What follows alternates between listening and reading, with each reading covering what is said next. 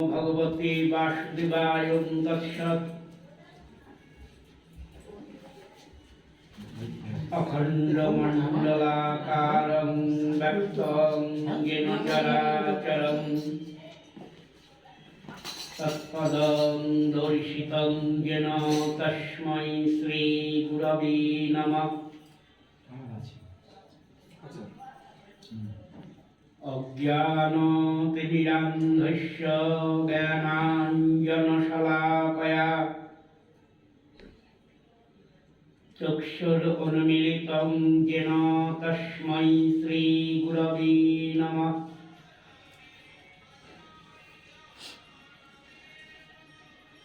वन्देऽहं श्रीगुरुश्रीयुतपदकमलं श्रीगुरून् वैष्णवांश्च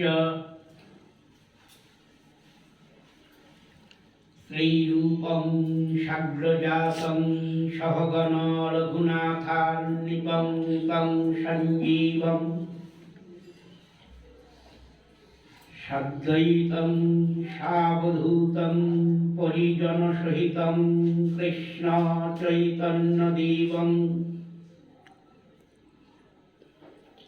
श्रीराधा कृष्णपादान् सहगण ललितां श्रीविशाखान्वितांश्च नारायणं नमस्कृत्य नरं चैव नरोत्तमं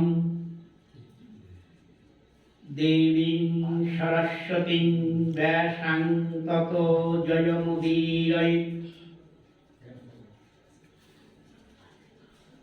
अनर्पितचरिञ्चिरात् करुणया अवतीर्ण कलौ समर्पयितुम् उन्नत उज्ज्वलरसां सभक्तिश्रियम् हरिपुरटसुन्दरद्युति कदम्बसन्दीपित सदा हृदयकन्दरि स्फुरतु वक्षचिनन्दन आनन्दलीलामय विग्रहाय हेमाभ दिव्यच्छवी सुन्दराय तस्मै महाप्रेमरसप्रदाय चैतन्यचन्द्राय नमो नमस्ते। कालान्नष्टं भक्तियोगं निजं च प्रादुष्कर्तुं कृष्ण चैतन्यनामा आविर्भूतस्तस्य पदारवृन्दी गार्हं लियतां चित्तभृङ्ग औदर्जन शुकामधेनुं दिविषद्वृक्षेन्दुचिन्तामणिं वृन्दं ब्रह्मसुखं च सुन्दरतया कन्दर्पवृन्दं प्रभुम्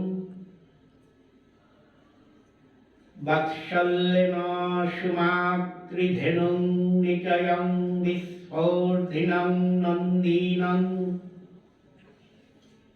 नित्यानन्दमहं नमामि सततं प्रेमाब्धि संवर्धिनम्।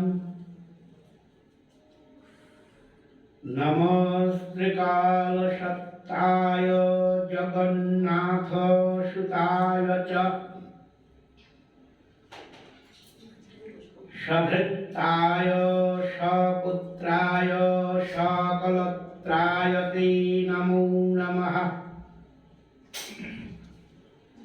बर्हापीराभिरामं मृगमदतिलकं कुण्डलाक्रान्तगण्डं कञ्जाक्षं कम्भुकण्ठं स्मितसुभगमुखं स्याधरीनास्कवेणुं श्यामं शान्तं त्रिभंगं रविकरवसनं भूषितं वैजयन्त्या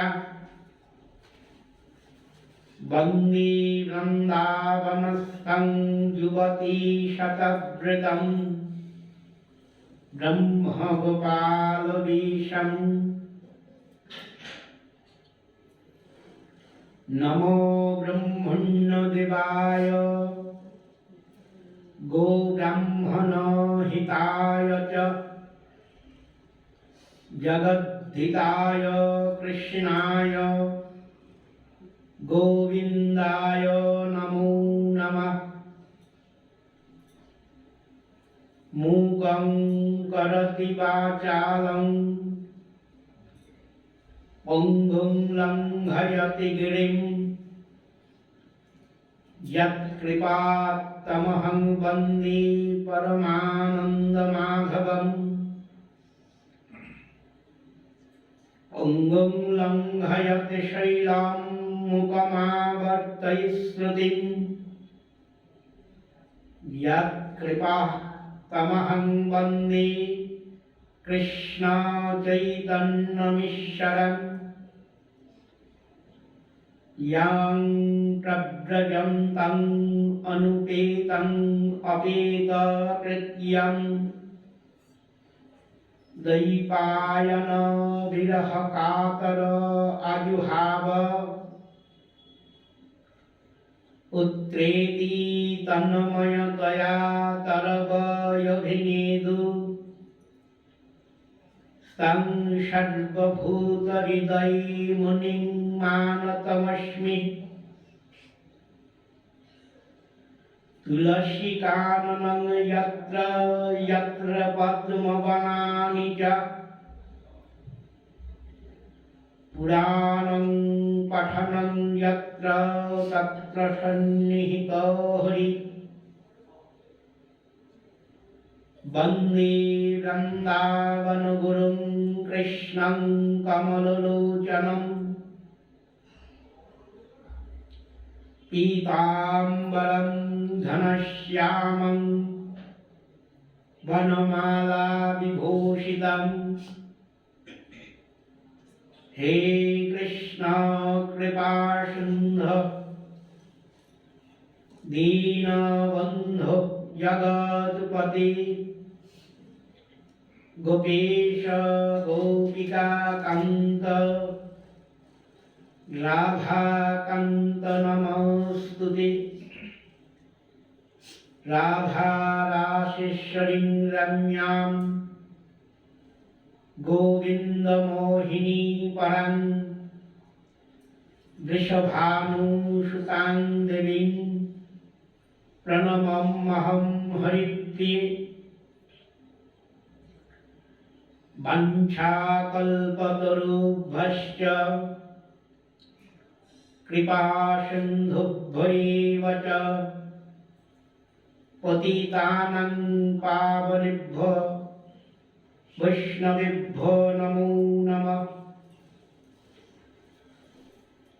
हरे कृष्ण कृष्ण कृष्ण हरे हरे हरे राम राम राम हरे हरे। जय रूप सनातन भट्ट रघुनाथ श्रीजीव गोपाल भट्ट दास रघुनाथ। এই ছয় গোসাইর করি চরণ বন্দন, যাহা হইতে বিঘ্ন নাশ অভীষ্ট পূরণ।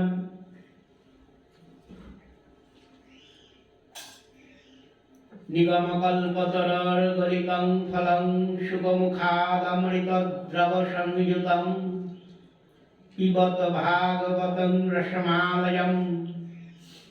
মুহুরহ রসিকা ভুবি ভাবুকা।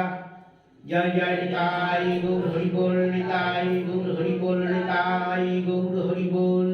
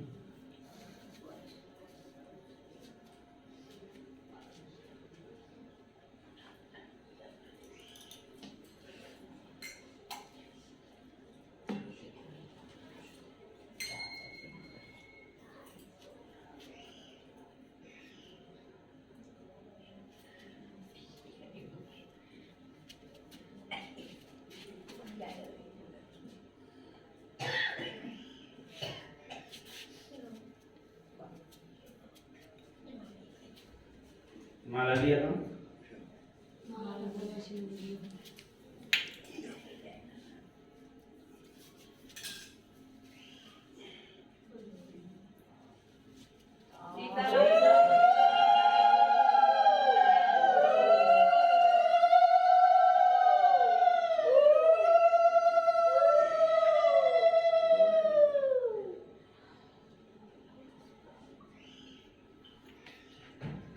ओम नमो भगवती वासुदेवाय ओम तत्सत्।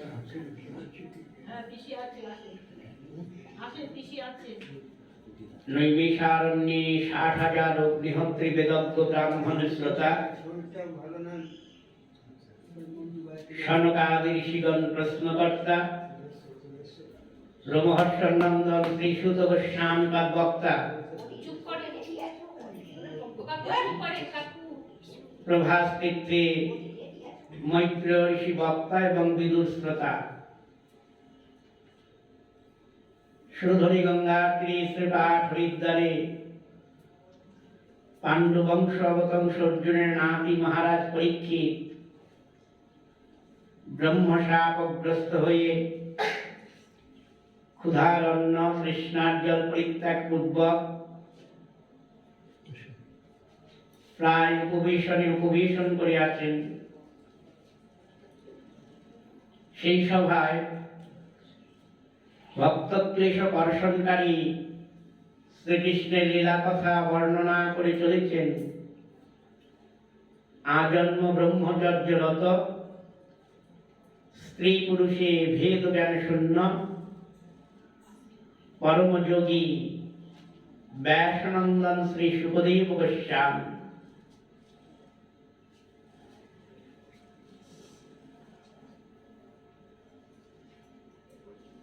গতকাল আমরা শুনেছিলাম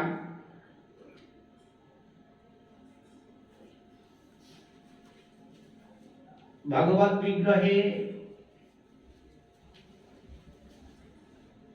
বিরুদ্ধ গুণের সমাশ্রয়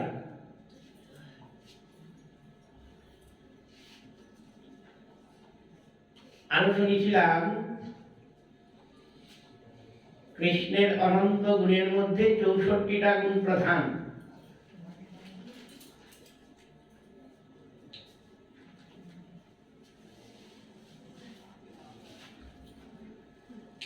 সেই 64টা গুণের আভাস বিন্দু রূপে এই জগতে আছে। তার চাইতে 5টা গুণ দেবতাদের বেশি। ইন্দ্র চন্দ্র প্রভৃতি যে দেবতা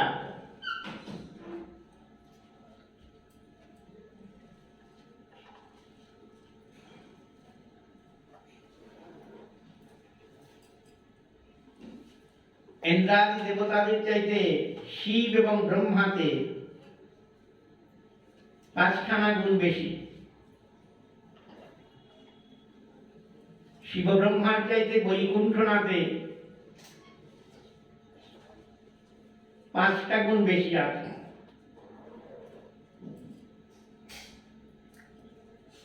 পূর্ণ ভগবান শ্রীকৃষ্ণে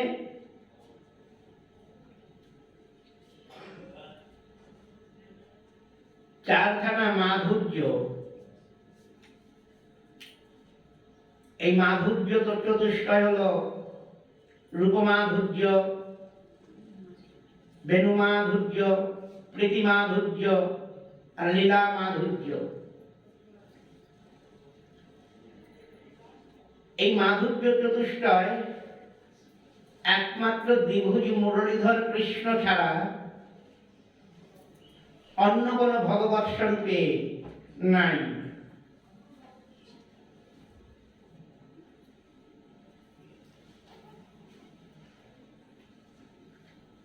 বৈকুণ্ঠনাথ লক্ষ্মীপতি নারায়ণ শ্রীকৃষ্ণের ঐশ্বর্যের বিলাস মূর্তি। তার মধ্যে যে হতারি গতি দাতৃত্ব প্রভৃতি গুণগুলো আছে, এই সমস্ত গুণ তো কৃষ্ণে আছেই, অধিকন্তু এই মাধুর্য 4খানা যার কোনো ভগবৎ স্বরূপে নাই।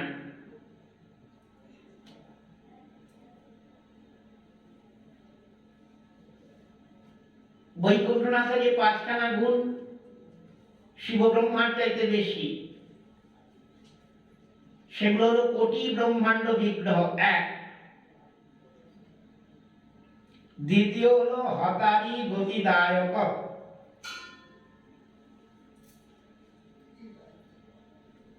তৃতীয় হলো আত্মারাম গণাকর্ষী, চতুর্থ অবতারা বলে বীজ, পঞ্চম হলো অবিচিন্ত মহাশক্তি।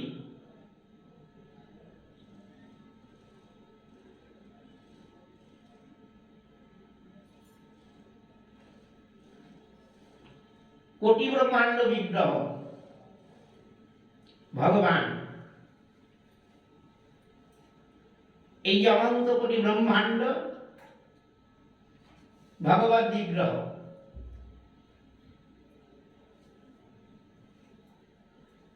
সুকমণি বলেছেন দামবন্ধন লীলার ফলশ্রুতিতে, ন চান্তর ন বহির্যস্য ন পূর্বং নাপি চাপরম।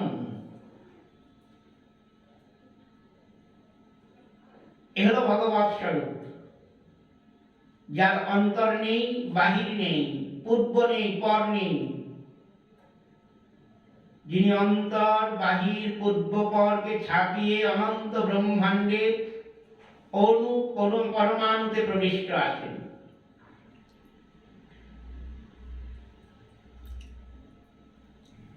এই কোটি ব্রহ্মাণ্ড বিগ্রহ যে ভগবান, সেটা মৃৎভক্ষণ লীলাতে, ওই মৃৎভক্ষণ লীলা করে ভগবান ইঙ্গিতে বুঝিয়েছেন। ভগবান মাটি খেয়েছিলেন না? কোথায়? সুধাম বৃন্দাবনের জায়গাটার নাম হলো ব্রহ্মাণ্ড ঘাট। কেন নাম হয়েছে ব্রহ্মাণ্ড ঘাট? না, ভগবানের মুখবিবরে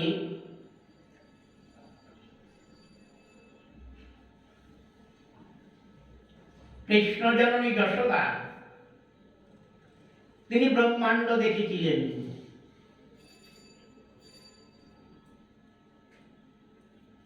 কৃষ্ণ মাটি খেয়েছিলেন, মৃৎভক্ষণ করেছিলেন।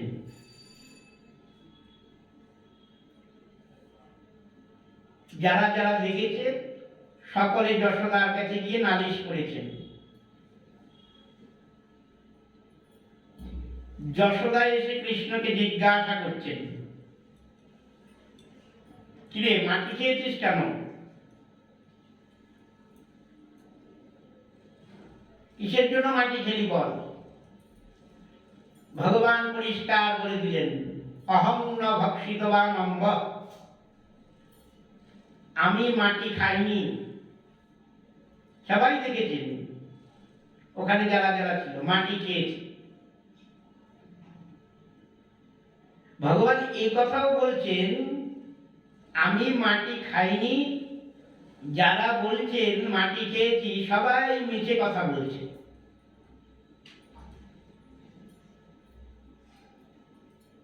এখানে সিদ্ধান্ত করেছেন গোস্বামীগণ, বিশুদ্ধবাদ শ্রী ভগবান, তার সম্বন্ধে শাস্ত্রে বলা হয়েছে ঈশ্বরাং বচো সত্য। ঈশ্বর মানে ভগবান যা বলেন সত্যই বলেন। অসত্য ভাষণ ভগবান কখনোই বলেন না, কারণ মিথ্যাটা তো এই জগতের জন্য তোলা আছে। ভগবানের বহিরঙ্গা শক্তি যে মায়া, তার যে সাম্রাজ্য, এই জগৎ সংসার, সেখানে মিথ্যা আছে। কিন্তু ভগবৎ স্বরূপে মিথ্যার কোনো জায়গা নাই।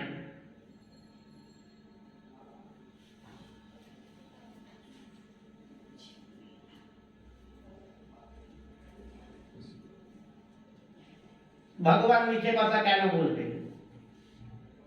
কিন্তু দেখেছে তো মাটি খেতে। আসল ব্যাপারটা হলো ভগবান যেন বোঝাচ্ছেন যে মাটিটা আমি খাবো কোত্থেকে? বাইরে থেকে মাটি এনে খেলে তাহলে তোমরা আমাকে দোষ দিতে পারতে, আমি মাটি খেয়েছি। কিন্তু বাহির বলে তো কোনো জায়গা নাই।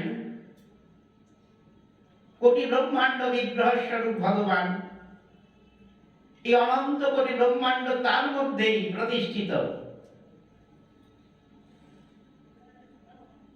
অতএব কৃষ্ণ মাটিটা খাবে কোত্থেকে, পেল কোত্থেকে মাটি?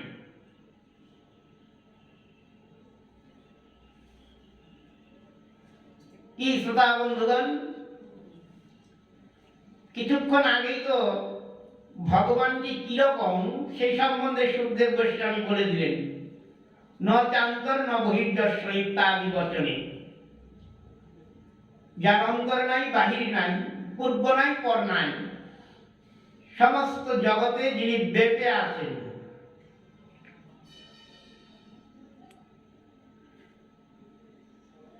অপরিচ্ছিন্ন যার স্বভাব,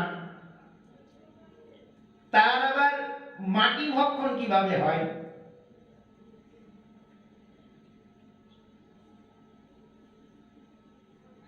তাই ভগবান যথার্থই বলেছেন, কেন তিনি মাটি খেতে গেলেন?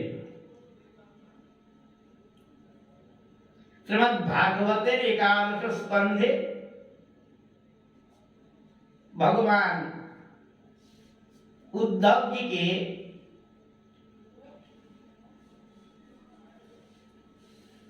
উপলক্ষ করে অনেক উপদেশ দিয়েছেন। তার মধ্যে ভক্তের স্বরূপ লক্ষণ বলেছেন।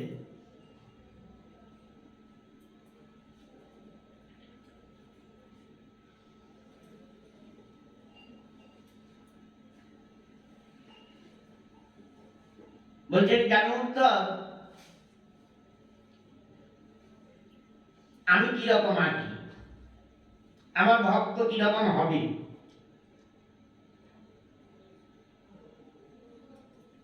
বলছেন, আমি ভক্তের অনুগমন করি। অনুগমন মানে পেছনে পেছনে যাওয়া।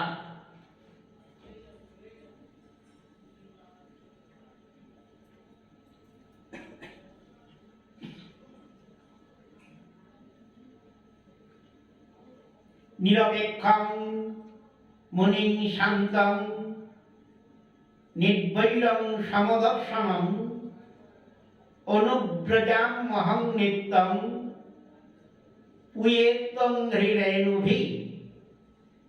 এইভাবে বলেছেন উদ্ধবজিকে। আমি ভক্তের অনুগমন করি, ভক্তের পেছনে পেছনে যাই। উদ্ধব বলছেন, কেন?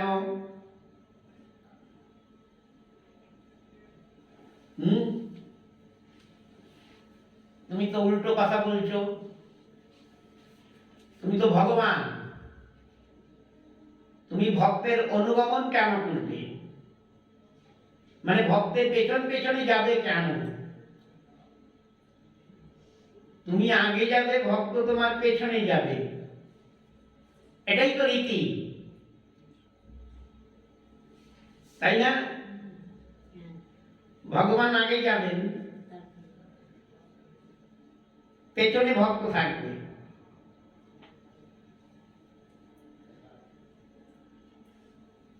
সেটা না বলে বলছেন, ভক্তের পেছনে পেছনে আমি যাই। তাই শ্রোতা প্রধান উদ্ধব বলছেন, কেন যান, ভক্তের অনুগমন কেন করেন? বলছেন যে ভক্তের চরণধূলি গায়ে মেখে নিজেকে পবিত্র করব বলে ভক্তের অনুগমন করি।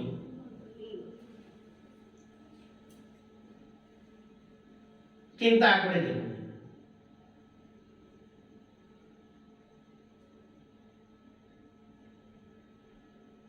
যার কাছে কথাটা বলছেন তিনি তো ছাড়বার পাত্র নয়, বিশুদ্ধ সত্যময় ভগবৎ বিগ্রহ। এই ভগবৎ বিগ্রহে অপবিত্রতা দোষ আসলো কোত্থেকে?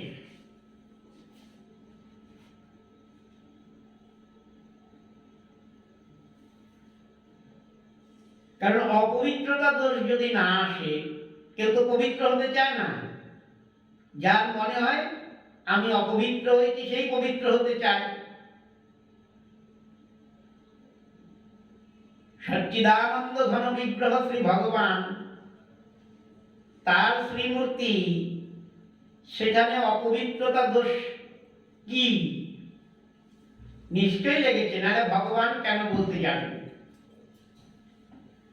আসলে ভগবানের ভক্তিরস আস্বাদন করার লোকটা এবার অন্তরে জাগ্রত হয়েছে। তার জন্য তিনি এমন একটা কথা বলেছেন,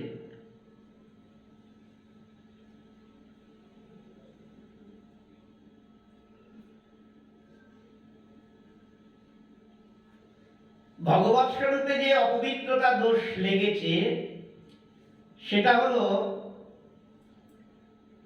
ভগবান ঋণী হয়েছে, ঋণ শোধ করতে পারছেন না। গীতাতে ভগবান বুক ফুলিয়ে বলেছেন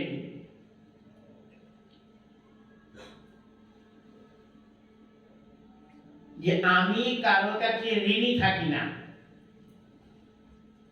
যে আমাকে যেমন ভাবে ভজন করেন আমিও তাকে ঠিক সেইভাবে ভজন করে তার ঋণ শোধ করে দিই। যে যথামাং প্রপদ্যন্তে তাং তথৈব ভজাম্যহম।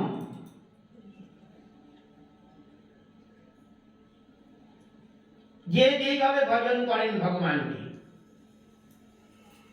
শ্রী ভগবান তদনুরূপ ভজন করে ভক্তের ঋণ শোধ করে দেন। কারো কাছে তিনি ঋণী থাকেন, অত্যন্ত সত্য কথা।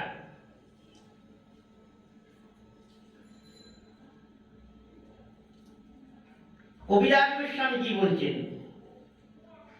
বলছেন কৃষ্ণের প্রতিজ্ঞা এক আছে পূর্ব হইতে, যে ভজে দইছে কৃষ্ণ তারে ভজে তৈছে।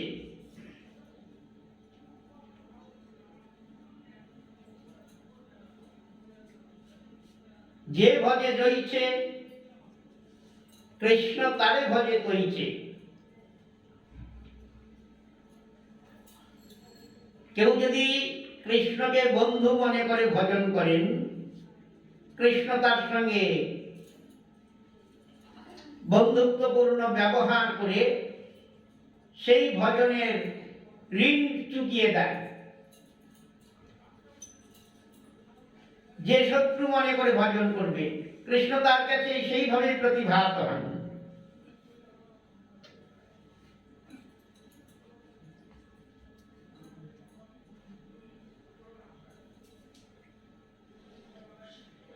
কিন্তু তারপরে কি কবিরাজ গোস্বামী বলছেন, সেই প্রতিজ্ঞা ভঙ্গ হলো গোপীর ভজনে, অতএব ঋণী হয় কহে ভাগবতী। সব জায়গায় সমস্ত ভক্ত, অনন্ত কোটি ব্রহ্মাণ্ড স্থিত যত ভক্তগণ আছেন, সকলের ঋণ ভগবান শোধ করে দেন। কিন্তু পারেনি শুধু ওই গোপীদের ভজনের জন্য রূপ ভজন সেটা করতে। না পারার কারণ হলো গোপীদের যে কৃষ্ণ ভক্তি জাতিতেই শ্রেষ্ঠ, অনন্য, অসমর্থ, অনির্বচনীয়।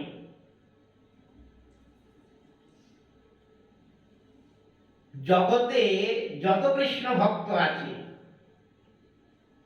এই সমস্ত ভক্তের অন্তরে যে ভক্তি,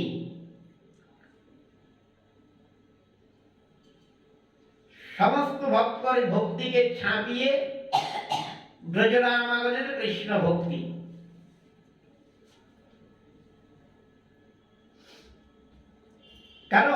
গোপীদের যে বিগ্রহ, গোপীরা তৈরি হয়েছে কৃষ্ণ ভক্তি দিয়ে। গোপীদের ভক্তিটাকে বলা হয় রাগাত্মিকা ভক্তি।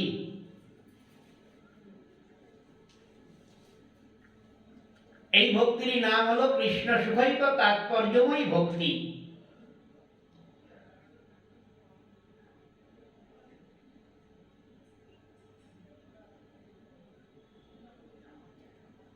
মহামতি উদ্ধব তিনি বলছেন, নায়ং শ্রিয়ং গৌ নিতান্তরতে প্রসাদ সরজৌষিতাং নলিন গন্ধ রুচাং কূতন্যা রাসোৎসব্যস্য ভুজদণ্ড গৃহীত কণ্ঠ লব্ধাশিষাং যৌদ্রাদ ব্রজ সুন্দরিণাং।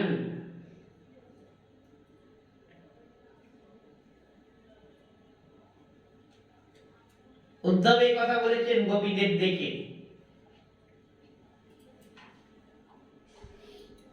তারপর বলেছেন, বন্দে নন্দ ব্রজস্ত্রীণাং পাদরেণু অভিঘ্নস যাসাং হরি কথা গীত পুনাতি ভুবনত্রয়ম।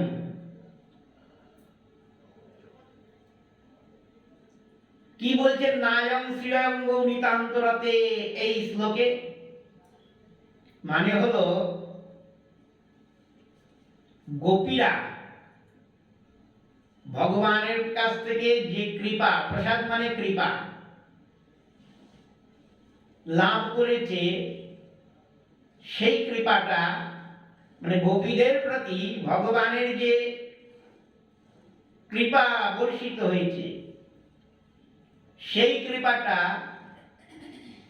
নায়ং শ্রিয়ং গৌ নিতান্তরতে, গোপীদের প্রতি কৃষ্ণের যে কৃপা, সেই কৃপাটা বৈকুণ্ঠের অধীশ্বরিণী বিষ্ণুবক্ষ বিলাসিনী, যিনি বিষ্ণুতে নিতান্ত রতি বহন করেন, সেই লক্ষ্মী পায়নি।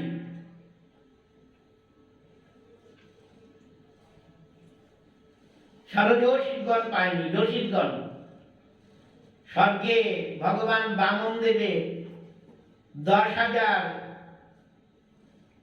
স্ত্রী আছে, এরা নলিনগন্ধ চান, প্রত্যেকের অঙ্গে পদ্মগন্ধ,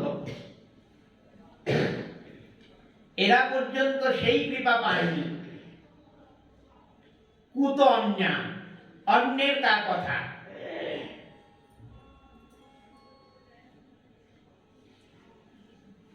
কোন কৃপাকে লক্ষ্য করে উদ্ধবজি এত বড় কথা বলছেন? যদি জিজ্ঞাসা করা হয়,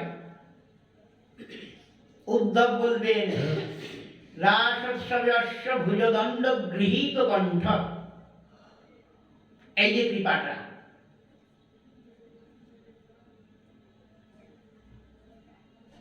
রাসোৎসব, রাসলীলা যে উৎসব, তাতে গোপীরা কি হয়েছে না ভুজদণ্ড গৃহীত কণ্ঠ। কৃষ্ণ তার ভুজদণ্ডের দ্বারা গৃহীত কণ্ঠ, গোপীদের কণ্ঠ আলিঙ্গন করেছে, যা ব্রহ্মাণ্ডের কোনো ভক্ত চিন্তাই করতে পারবেন না।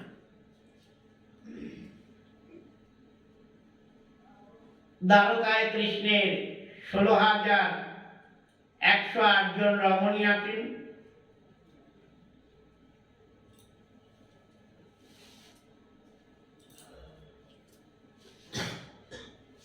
এই সমস্ত রমণী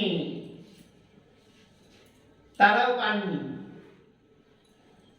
কৃষ্ণ তার ভুজদণ্ডের দ্বারা গোপীকণ্ঠ আলিঙ্গন করেছে,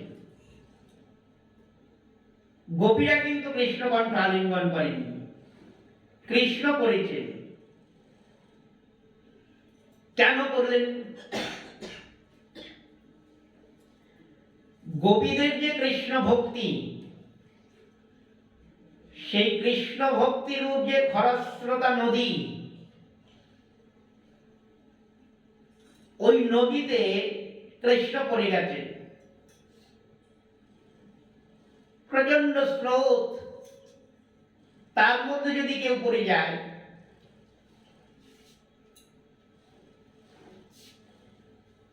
তাহলে তাকে রক্ষা পেতে গেলে অবলম্বন চাই।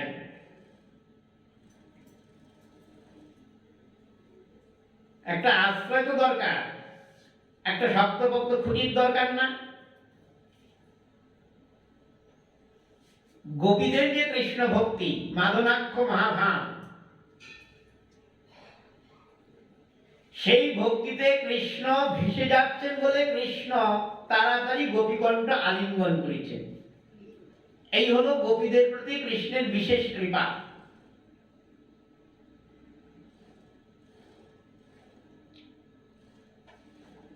কৃষ্ণ গোপী সমাজে স্বীকার করেছেন, হে গোপীগণ, আমি পারলাম না। কি পারলেন না? গোপীদের যে কৃষ্ণ ভজন, কৃষ্ণে ভক্তি করা, তার অনুরূপ ভক্তি কৃষ্ণ পারছেন না করতে।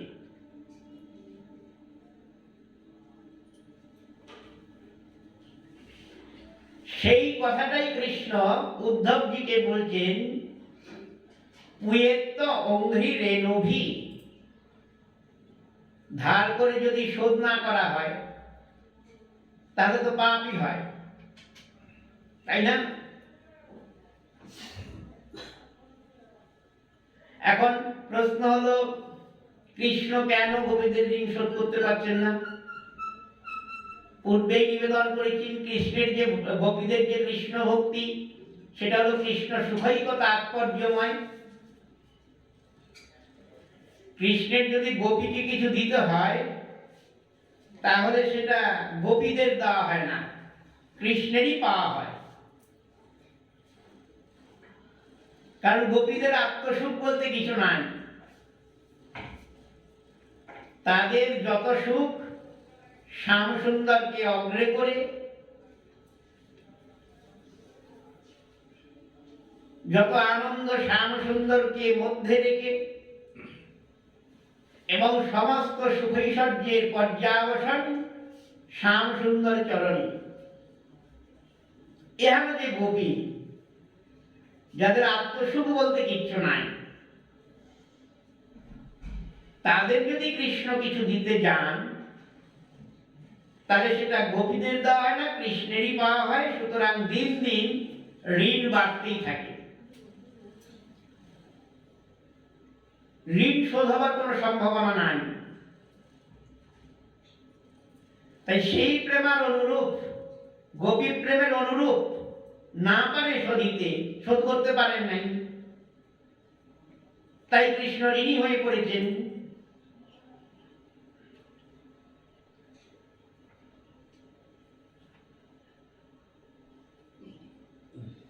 এই কারণে উদ্ধবজিকে বলছেন, আমি পবিত্র হব বলে।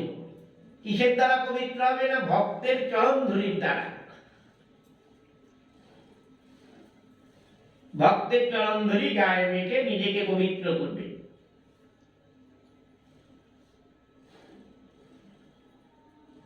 উদ্ধব বলছেন, বেশ ঠিক আছে, বুঝলাম, কিন্তু কোন ভক্তের চরণ ধরি গায়ে মেখে আপনি নিজেকে পবিত্র করেন, সেই ভক্তের লক্ষণ একটু শুনি। ভগবান বলছেন, হ্যাঁ, আমার যে ভক্ত, আমার যে প্রিয় হবেন, তার মধ্যে এই 5খানা লক্ষণ থাকতে হবে। ভক্তের স্বরূপে প্রকৃত যে ভক্ত, তার মধ্যে এই 5খানা লক্ষণ থাকবেই।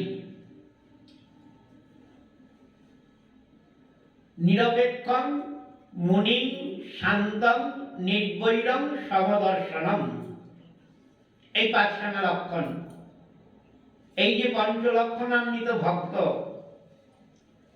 থাকতেই হবে। বলছেন, আমার যদি ভক্ত হতে হয়, আমার যদি প্রিয় হতে হয়, এই 5খানা গুণ থাকতেই হবে ভক্ত স্বরূপে। নিরপেক্ষ মানে অন্যের অপেক্ষা নাই যার,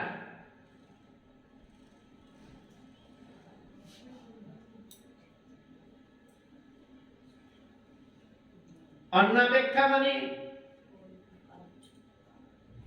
সনাতন প্রভুকে বলেছেন বহু সুন্দর, জানো সনাতন, অন্নাপেক্ষা হইলে তারে ভক্তি নাহি স্ফুরে। অন্যের অপেক্ষায় থাকলে ভক্তি মহারানীর কৃপা বর্ষিত হবে না। ওই কে কি দেবে তা দিয়ে গোবিন্দ সেবা হবে, ওরকম ভাব নিয়ে যদি বসে থাকা হয়, ভক্তি দেবী কিভাবে কৃপা করবে?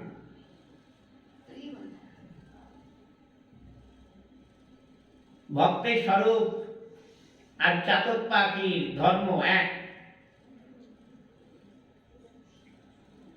চাতক পাখি কি জল খায়? জগতে কি জলের অভাব আছে? মহাসমুদ্র কত, শত শত নদী, খাল, পুকুর। চাতকের তো বুকের ছাতি ফেটে যায় তৃষ্ণায়, কিন্তু চাতক ওই জল খায় না। চাতক আকাশের দিকে তাকিয়ে থাকে, আর সঠিক জল বলে। মেঘ হয়, আকাশে মেঘ হবে, সেই মেঘ থেকে বাড়ি বর্ষিত হবে। চাতক সেই বৃষ্টির জল পান করে তার যে বহুকালের তৃষ্ণা, সেই তৃষ্ণা নিবারণ করবে। অন্য কোনো জল চাতক পান করে না। মেঘ যদি বৃষ্টির পরিবর্তে বজ্রপাত করে, সেই বজ্রাঘাতে যদি চাতকের মৃত্যু হয়, তা সত্ত্বেও কিন্তু চাতকের কোনো দুঃখ নাই। চাতক মরে যেতে যেতে ওই মেঘের কাছে প্রার্থনা করে, হে মেঘ, এই জন্মে তো তোমার জল পান করতে পারলাম না, এর পরের জন্মে যেন চাতক হয়ে এসে আবার তোমার জল পান করতে পারি। ভক্ত চাতক তেমনি কৃষ্ণ নবজলধর মেঘের দিকে তাকিয়ে প্রার্থনা করেন, হে শ্যামসুন্দর, তোমার কৃপা ছাড়া আর কিচ্ছু চাই না। ন মোক্ষে গ্রহমে অস্তি দামোদরেহ, তোমার কৃপা ছাড়া অন্য কিচ্ছুর আমার দরকার নাই, এমনকি মোক্ষে পর্যন্ত আমার আগ্রহ নাই। যে মুক্তির জন্য কত শত যোগীন্দ্র মুনীন্দ্রগণ অনন্তকাল তপস্যা করেন, সেই মুক্তিকে ভক্ত অবহেলায় পরিত্যাগ করে দেয়। কারণ ভক্ত জানেন যে মুক্তির কোনো প্রয়োজন নাই।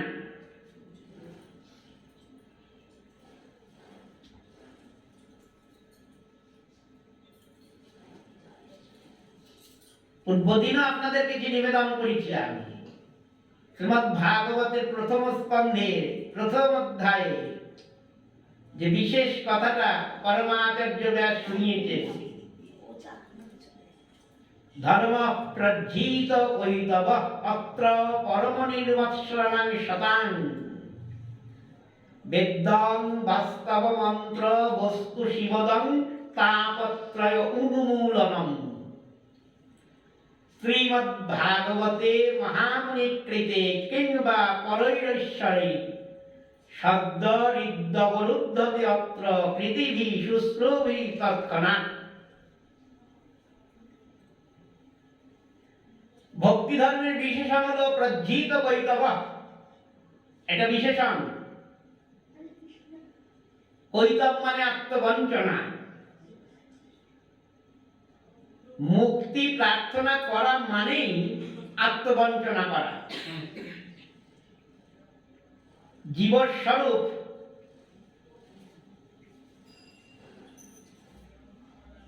তা যদি বিচার করা হয় তাহলে পরিষ্কার বোঝা যাবে জীবের মুক্তির কোনো প্রয়োজন নাই। শ্রীমদ্ ভাগবতের দশম স্কন্ধে ব্রহ্মস্তুতি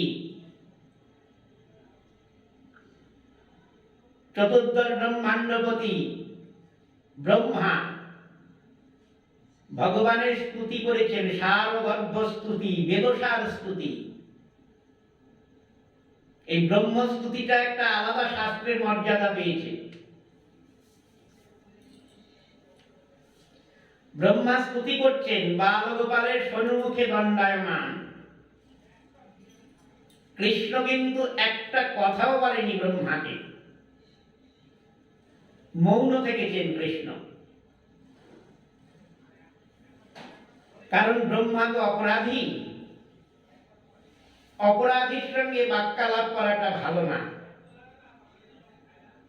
ব্রহ্মা অপরাধ করেছেন ভগবৎ চরণে, ভগবৎ চরণাশ্রিত যে ভক্তজন,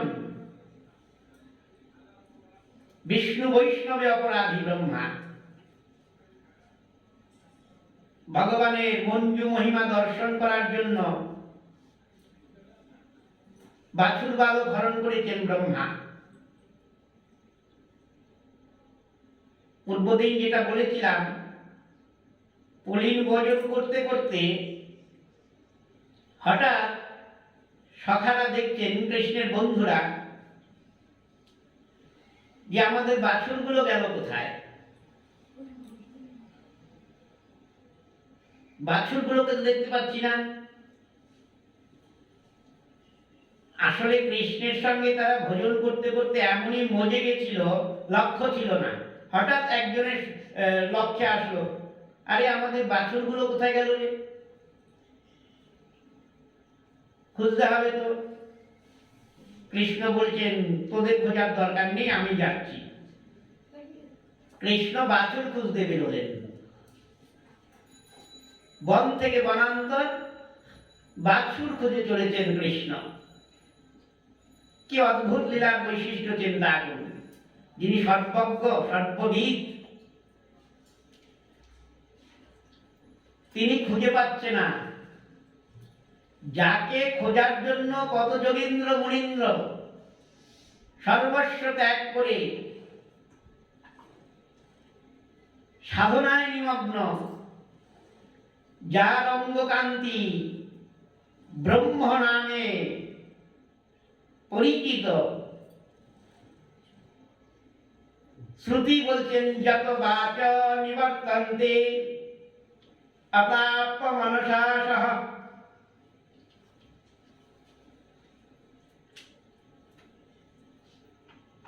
জ্ঞানীরা তাদের তপপ্রেরিত মনটা, যার অঙ্গজ্যোতি ব্রহ্ম, ব্রহ্ম আসলে কি ভগবানের অঙ্গকান্তি, এটাই ব্রহ্ম।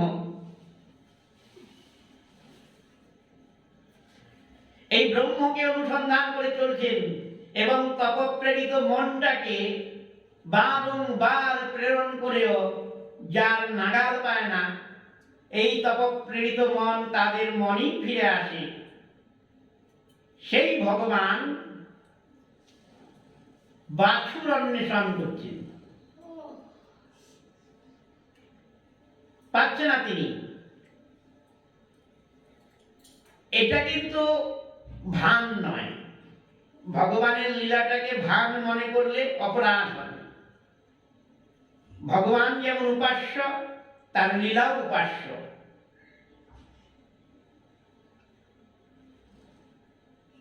হয়রান হয়ে গেছে ভগবান।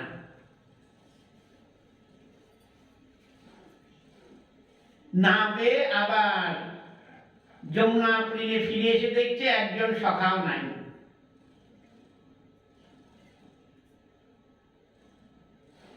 কত নাম ধরে ডাকলেন, শ্রীদাম, সুদাম, সুবল, মধুমঙ্গল, খুঁজে পেলেনই না। সর্বজ্ঞ শিরোমণি ভগবান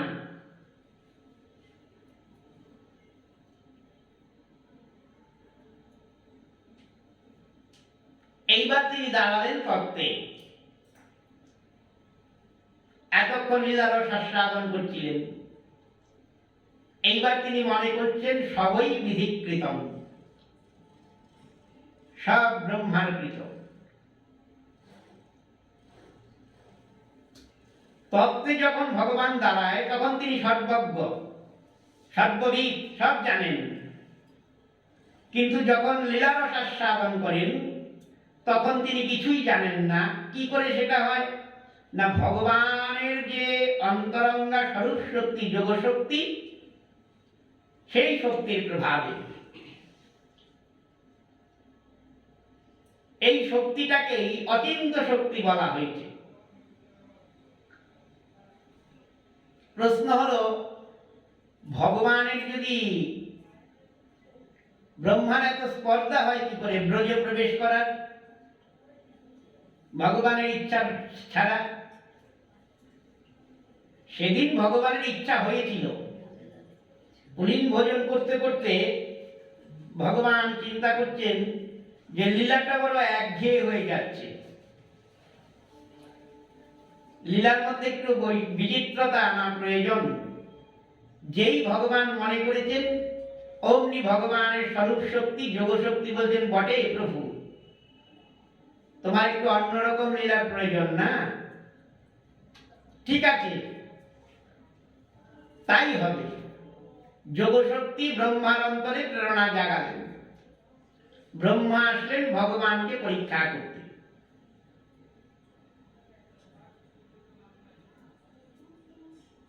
এক বছর পূর্ণ হতে 3-4 দিন বাকি। ততদিন পর্যন্ত ভগবান নিজেই বাছুর বালক হয়ে লীলা করেছেন। ওই যে অবিচিন্ত মহাশক্তি, ওই অবিচিন্ত মহাশক্তির দৃষ্টান্ততা ব্রহ্মমোহন লীলায় পরিষ্কার হয়েছে। অনেকগুলো সিদ্ধান্ত করা হয়েছে ব্রহ্মমোহন লীলায়।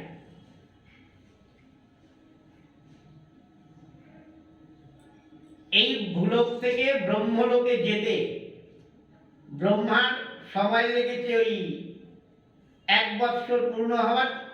সুখদেব তাই বলেছেন, 1 বছর পূর্ণ হতে 3-4 দিন বাকি।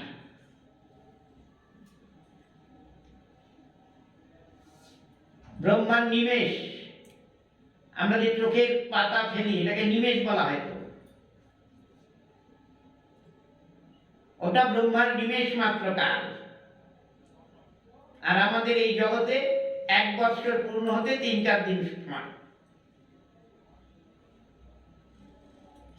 এই 1 বছর কাল ভগবান নিজেই বাছুর বালক সমস্ত কিছু হয়ে লীলা করেছেন। কেন করেছেন? না, শ্রুতিতে বলা হয়েছে সর্বং খল্লিদং বিষ্ণু, হ্যাঁ, সর্বং খল্লিদং ব্রহ্ম সর্বং বিষ্ণুময়ং জগৎ।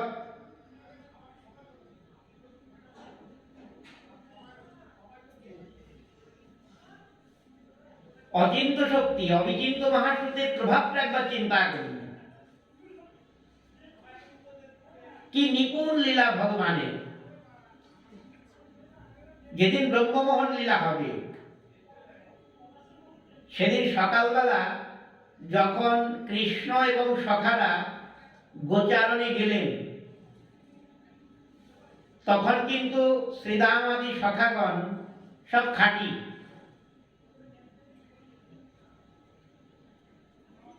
খাঁটি বলা হচ্ছে আপনাদের বোঝানোর জন্য, মানে আসল আর কি। ব্রহ্মমোহন লীলার দিন সকালবেলা বেরোলেন একদম আসল সুদাম, সুদাম, দাম্ব সুদাম, স্তবকৃষ্ণ সকলেই। কিন্তু যখন গোচারণ করে ফিরে আসে তখন কিন্তু আর ওই আসল সুবলাদি সখা নাই, সব কৃষ্ণ। বাছুর কৃষ্ণ, বাছুরের গলার দড়ি, গলার ঘণ্টা, খুঁটিটা যে পোতে সেই খুঁটি, শিক্ষা মানে ঠোঙা করে যে নিয়ে গেছিল, যার মধ্যে আহারাদি বস্তু ছিল সব কৃষ্ণ। শুধু রূপটাই যে তিনি ধারণ করেছেন সুবলাদি সখা তা কিন্তু নয়, বুদ্ধিটাকেও ঠিক রাখতে হয়েছে। এখানেই অচিন্ত শক্তির প্রমাণ। যখন গোচারণে যায়, সুবলের মা সুবলকে বলে দিয়েছে, এই আসার সময় একটা দড়ি নিয়ে আসবি গরুর দোকান থেকে, দড়িটা ছিঁড়ে গেছে। যাওয়ার সময় তো খাঁটি সুবল ছিল, যখন ফিরে এলো তখন তো সুবল রূপী কৃষ্ণ ওই দড়িটা হাতে নিয়ে এসেছে।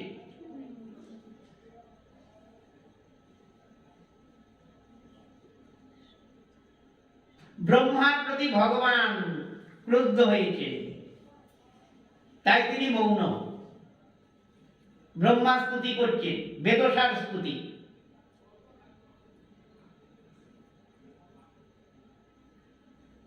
সুখদেব গোস্বামী বলছেন, মহারাজ উত্থায় উত্থায় প্রণম্য।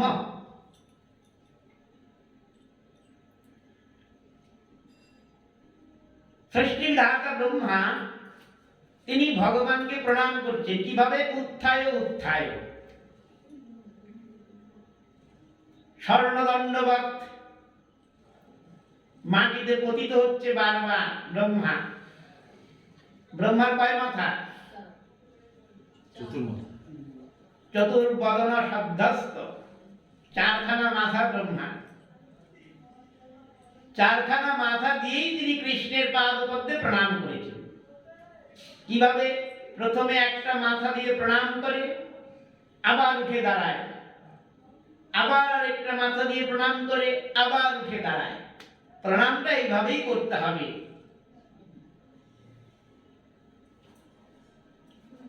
ওই আঙুল এই নাকের ডগা পর্যন্ত উঠিয়ে প্রণাম করলে পূর্ব জন্মের সুকৃতি ধ্বংস হয়ে যায়, ইহজন্মের তো হয়ই।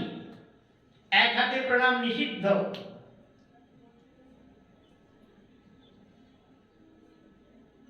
সাধুগুরু বৈষ্ণব দর্শনের সঙ্গে সঙ্গেই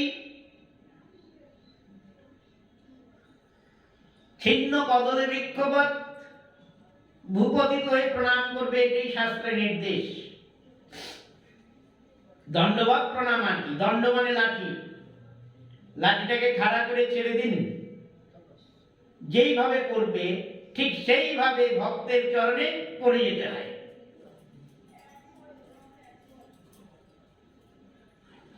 ওই হল উত্তম প্রণাম।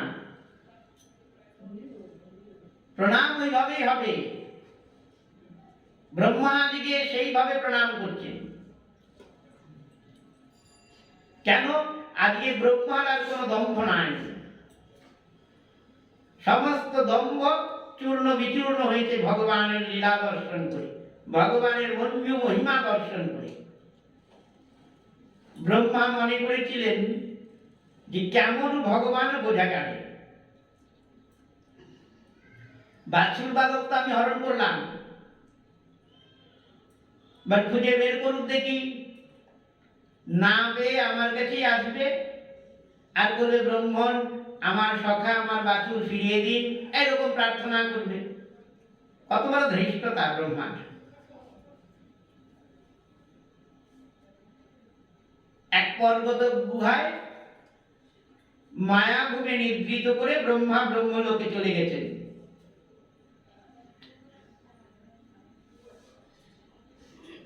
ব্রহ্মলোকে যখন ব্রহ্মা গেলেন, বাছুর বালক হরণ করে মায়াভূমে নিদ্রিত করে, তখনই ব্রহ্মলোকে যে ব্যবহার ব্রহ্মা নিজের লোকদের কাছ থেকে পেয়েছে, তাতেই ব্রহ্মা মনে করে নিয়েছেন কাজটা ভালো করলাম না। সেই কাজেরই এই ফল। ব্রহ্মা ব্রহ্মলোকে গেলেন, ব্রহ্মলোকের যে দারোয়ান দ্বারপাল ব্রহ্মার পথ আটকে দিলেন। দাঁড়ান, কে আপনি? বিনা অনুমতিতে প্রবেশ করছেন। ব্রহ্মা তো হতভম্ব, সে কি রে? আমি ব্রহ্মা, তোদের প্রভু। দ্বারপাল বলছে, রাখুন, আমাদের প্রভু ব্রহ্মা তিনি তার সিংহাসনে আসীন আছেন। আপনি কোথাকার ব্রহ্মা এসেছেন? ব্রহ্মা কাকতি নিকুঞ্জি শুরু করলো, এবার আমাকে একটু ভেতরে ঢুকতে দে। বলে দাঁড়ান, আগে অনুমতি নিয়ে আসি। একজন গিয়ে অনুমতি নিয়ে আসলেন, ব্রহ্মাকে বলছেন হ্যাঁ আপনি আসতে পারেন। ব্রহ্মা গিয়ে দেখছেন তার সিংহাসনে চতুর্বদন যুক্ত ব্রহ্মা উপস্থিত। কে? আগে ভগবান, ইনি চতুর্দশ ব্রহ্মাণ্ডের অধিপতি রূপে নিজেকে পরিচয় দিচ্ছেন।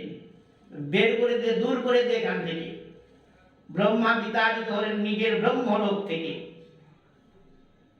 ব্রহ্মা তখনই চিন্তা করছেন যে কাজটা আমি ভালো করলাম না, আমি আমার পদ হারালাম। ব্রহ্মা হংস বাহনে করে এসে দেখছেন কৃষ্ণ সেই বাছুর বালক নিয়েই লীলা করছেন, কোথাও কোনো ঘাটতি নাই। ব্রহ্মা চকিত হলেন, সে কি, এটা কি করে সম্ভব? ভালো করে দেখছেন, বলে হ্যাঁ। তাড়াতাড়ি ব্রহ্মা সেই স্থানে গেলেন যেখানে তিনি ওই সখাদের বাছুরদের ঘুম পাড়িয়ে এসেছে। গিয়ে দেখছে না, ওরা সেভাবে ঘুমোচ্ছে। আবার এসে দেখছে কৃষ্ণ সেই সমস্ত বাছুর বালক নিয়ে ক্রীড়া করছে। এবার ব্রহ্মা চিন্তা করলেন কৃষ্ণ তো বড় ইন্দ্রজালিক, তো ভালো জাদুবিদ্যা জানে, যেই আমি দেখতে যাচ্ছি অমনি বাছুর বালকদের সেখানেই পাঠাচ্ছে, আবার এখানে আসলে এখানেই নিয়ে আসছে, দরকার নাই, আমি ঊর্ধ্বে থেকে দেখি।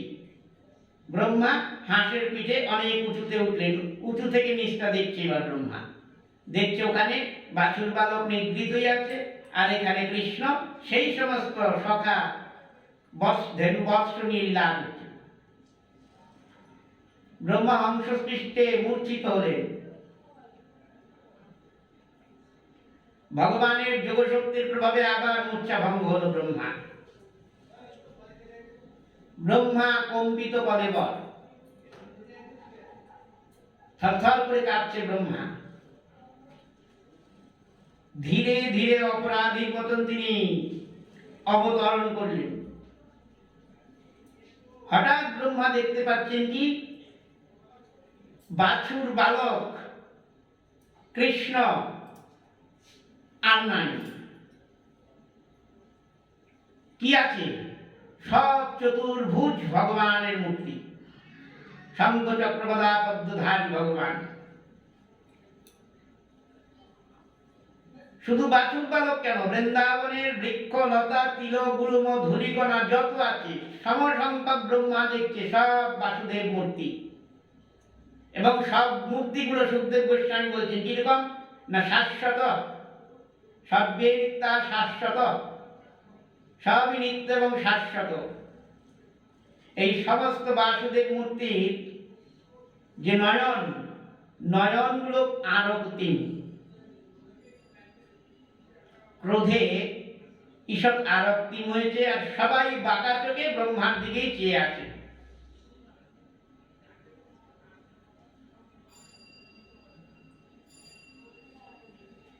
এর আগে ব্রহ্মা একবার দেখেছিলেন এই কোটি বাসুদেব মূর্তি দর্শন করার আগে একা কৃষ্ণ বনে বনে বাছুর বালক অন্বেষণ করে চলেছেন। আবার মাঝখানে দেখলেন কোটি বাসুদেব মূর্তি, আবার এখন দেখছে একটাও নাই, ওই কৃষ্ণই একা বাছুর বালক অন্বেষণ করছে। কি নিয়ে দম? ব্রহ্মা বলছেন এটা কি? তিনি মূর্ছিত হলেন। ভগবান ব্রহ্মার নয়ন থেকে মায়া জবনিকাটা সরিয়ে দিলেন, বুঝলেন যে ব্রহ্মা নিতে পারছে না,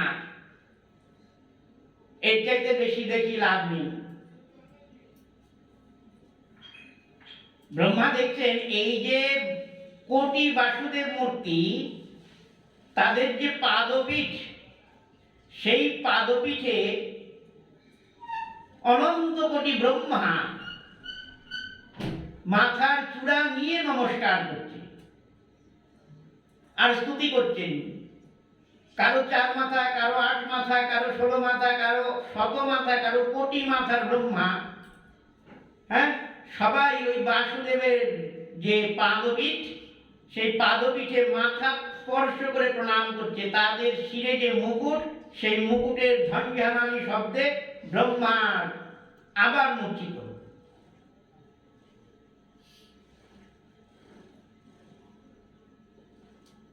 মূর্ছা ভঙ্গের পরে ব্রহ্মা দেখছেন একটাও বাসুদেব মূর্তি নাই, ওই কৃষ্ণ বন থেকে বনান্তর তার সখা বাসুদেবের অন্বেষণ করছেন। এটার কারণ হলো চতুশ্লোকীতে, শ্রীমদ্ ভাগবতের যে ভাগবত চতুশ্লোকীতে ভগবান ব্রহ্মাকে একটা কথা বলেছিলেন না,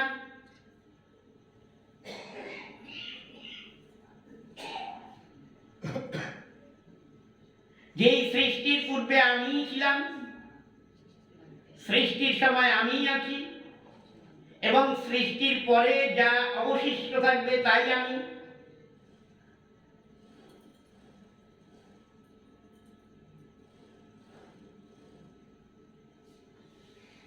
जो অবশিষ্যতে সোয়াস্মহম।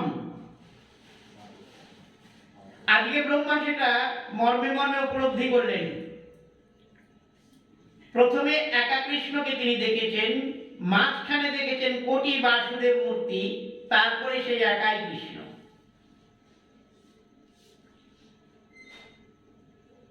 ব্রহ্মা তার অপরাধ বুঝতে পেরে ভগবানের সামনে এসে দাঁড়ালেন। বালগোপাল ব্রহ্মার দিকে তাকিয়ে আছেন, একদম মৌন তিনি। ব্রহ্মা স্তুতি করছেন, সারগর্ভ স্তুতি। এইবার ব্রহ্মার সমস্ত অহংকার চূর্ণ করে দিয়েছেন ভগবান। ব্রহ্মা এর আগেও ভগবানের স্তুতি করেছে ভাগবতের বিভিন্ন জায়গায়, যেমন গর্ভস্তুতি, কংসের কারাগারে এসে স্তুতি করেছিলেন। কিন্তু সেই স্তুতিটা ছিল কি, ব্রহ্মা নিজের আভিজাত্য বজায় রেখে, তিনি চতুর্দশ ব্রহ্মাণ্ডের অধিপতি, অনেক পরিচয় আছে তো ব্রহ্মার। এই 14 ভুবনের সে অধীশ্বর। 14 ভুবন, ভূ ভুবস্ব জনমহ তপসত্ব, নিচের দিকে অতল বিতল সুতল রসতল মহাতল পাতাল, এক এক ভুবনে অনন্ত কোটি ব্রহ্মাণ্ড। এই সমস্তের অধীশ্বর এই ব্রহ্মা, তাই তাকে চতুর্দশ ব্রহ্মাণ্ডাধিপতি বলা হয়। এটার পরিচয়। তিনি বাক্পতি, সরস্বতীর পতি তিনি, সনকাদি ঋষির পিতা, বেদ বক্তা। এই সমস্ত জিনিসগুলো বজায় রেখে ব্রহ্মা এর আগে স্তুতি করেছেন। কিন্তু আজকের যে স্তুতি, সেই স্তুতিতে ব্রহ্মা দিনাতি দিন হয়ে স্তুতি করছেন ভগবানের। আজকে আর কোনো দম্ভ নাই। উত্থায় উত্থায় প্রণম্য, বারবার ওঠে আর প্রণাম করে। তার সঙ্গে কি করছেন ব্রহ্মা না, ব্রহ্মা এই 4 মাথায় যে দুটো করে চোখ, এই অষ্টলোচনের জল দিয়ে বালগোপালের পাদপদ্ম ধুইয়ে দিচ্ছে। ওইভাবে প্রণাম করতে হয়। একটি নমস্কারে প্রভু, একটি নমস্কারে সকল দেহ লুটিয়ে পড়ুক তোমার চরণ তলে। ব্রহ্মা যখন স্তুতি করছেন, বালগোপাল এমন ভাবে ব্রহ্মার দিকে তাকিয়ে আছেন যে, ব্রহ্মা তুমি কিন্তু কাজটা ভালো করনি। এই একটা অর্থ। আর একটা কারণ হলো, ব্রহ্মা তুমি ঠিক ঠিক স্তুতি করছো। ভগবান স্তুতি শুনতে ভালোবাসে, ভক্ত স্তুতি করতে ভালোবাসে। ব্রহ্মা যে এত স্তুতি করেছে, বালগোপাল একটিও কথা বলেনি বলে বিশ্বনাথ চক্রবর্তী বালগোপালের মুখ থেকে কথা বের করেছেন। তিনি বলছেন দেখো ওই যে চুপ করে থাকা সেটা হলো মৌনম সম্মতি লক্ষণম, যেন ওই চুপ করে থেকে বোঝাচ্ছেন যে ব্রহ্মা হ্যাঁ তুমি যা স্তুতি করছো একদম ঠিক, যথার্থই করছো। যদি শুনতে ভালো না লাগতো ভগবান কি ওখানে দাঁড়িয়ে থাকতেন? তাকে কি ব্রহ্মা পেত? মানে ঠিক স্তুতি হচ্ছে, ব্রহ্মা সিদ্ধান্ত করে করে স্তুতি করছেন। এই স্তুতি করতে করতে এক জায়গায় এসে ব্রহ্মা বলছেন অজ্ঞান সঙ্গৌ ভববন্ধ মক্ষৌ দৌ নাম নান্যস্তরিতব্য ভাবাৎ। বলেছেন প্রভু এই যে বন্ধন আর মুক্তি, অজ্ঞান সঙ্গৌ ভববন্ধ মোক্ষৌ, এই বন্ধন আর মুক্তি এই দুটোই জীবের অজ্ঞানতা প্রসূত। কি শ্রোতা বন্ধুগণ,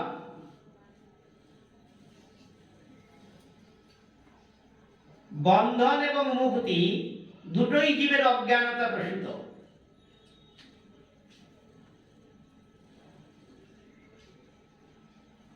অজ্ঞানতা থেকে উঠে আসছে, কারণ জীবের স্বরূপ যদি বিচার করা হয় তাহলে দেখা যাবে জীবস্বরূপে কোনো বন্ধন নাই, অতএব মুক্তিরও প্রয়োজন নাই। যার বন্ধন নাই তার আবার মুক্তি কিসে? ব্রহ্মা দৃষ্টান্ত দিচ্ছেন, যেমন সূর্যের স্বরূপে অন্ধকার নাই, সূর্যের স্বরূপে অন্ধকার নাই, তাই দিনও নাই।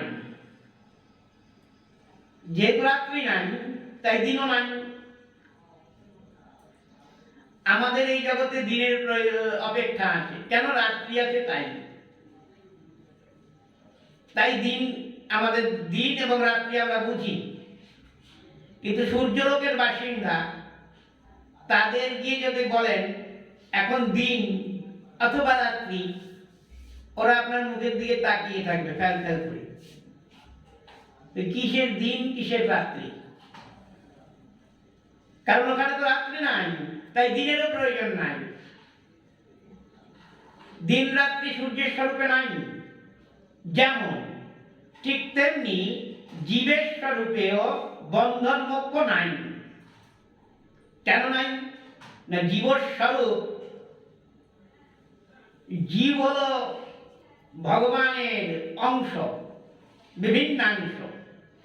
তো মমৈবাংশ জীবলোকে জীবভূত সনাতন, গীতাতে ভগবান বলেছেন হে অর্জুন আমার যে অংশ দেখছো, এই যে বিভিন্নাংশ দেখছো, এরা জীব এবং সনাতন, মানে ধ্বংস নাই। এই জীবের পরিচয় দিয়েছেন গীতাতে ভগবান মমৈবাংশ বলে, আমারই অংশ, বিভিন্নাংশ। আবার উদ্ধবজিকে ওই একাদশে বলেছেন সূক্ষ্মানামাপ্যহং জীব, সূক্ষ্মের মধ্যে আমি জীব। অতএব ভগবানের অংশ যদি জীব আত্মা হয় তাহলে তার বন্ধন থাকে কিভাবে? থাকে কি? কি শ্রোতা বন্ধুগণ,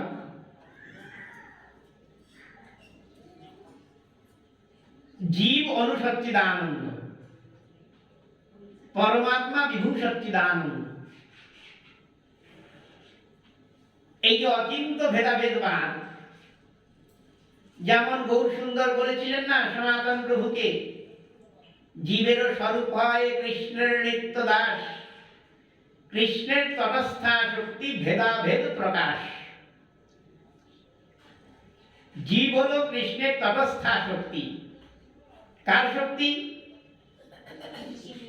তাহলে জীব স্বরূপ তো কৃষ্ণের শক্তি, কৃষ্ণ শক্তিমান। শক্তি এবং শক্তিমানের অভেদ বিবক্ষায় জীবের স্বরূপে বন্ধন থাকতে পারে না, কারণ ভগবান তিনি নিত্য শুদ্ধ বুদ্ধ মুক্ত স্বভাব। তার ক্ষুদ্রাংশ জীব, সেই জীবের মধ্যেও নিত্যত্ব শুদ্ধত্ব বুদ্ধত্ব মুক্তত্ব থাকবেই। এত বড় একটা রাজভোগ, তার থেকে যদি সূচের আগায় করে জিভে ফেলা হয় ক্ষুদ্র অংশ, কি লাগবে? মিষ্টি তো লাগবে, যত ক্ষুদ্রই হোক। ওই ক্ষুদ্রের মধ্যে বড় যে রাজভোগের বৈশিষ্ট্যটা একদম থাকবে। অতএব জীব যতই সূক্ষ্ম কণা হোক ভগবানের, স্বরূপত সে ভগবত অংশ, সুতরাং তার উপরে কোনো বন্ধন নাই। মোক্ষটা হলো ভাবের বন্ধন জীবের, অজ্ঞানতা প্রসূত। এটা ভক্ত ভগবত চরণে ভক্তি করতে করতে বুঝে যায়, তাই মুক্তিটা তাদের কাছে ঘৃণ্য হয়ে যায়। এই জন্য ভক্ত বলেন ন মোক্ষে গ্রহমেয়স্তি দামোদরেহ। এই জন্য ভক্ত চাতক কেবল ভগবানের কৃপা ছাড়া অন্য কিছুই প্রার্থনা করে না। যেমন মহারাজ অম্বরীশ, তাকে বীর ভক্ত বলা হয়। নবলক্ষণা ভক্তি, 9খানা ভক্তি অঙ্গ নিজে একাই যাপন করতেন, এমন ভক্ত বিরল ভাগবতে মহারাজ অম্বরীশের চরিত্র।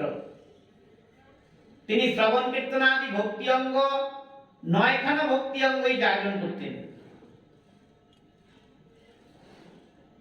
ভগবান সবসময় তাকে সুদর্শন চক্র দিয়ে রক্ষা করে রাখতেন। এই অম্বরীশকে ভগবান পরীক্ষা করতে এসেছিলেন।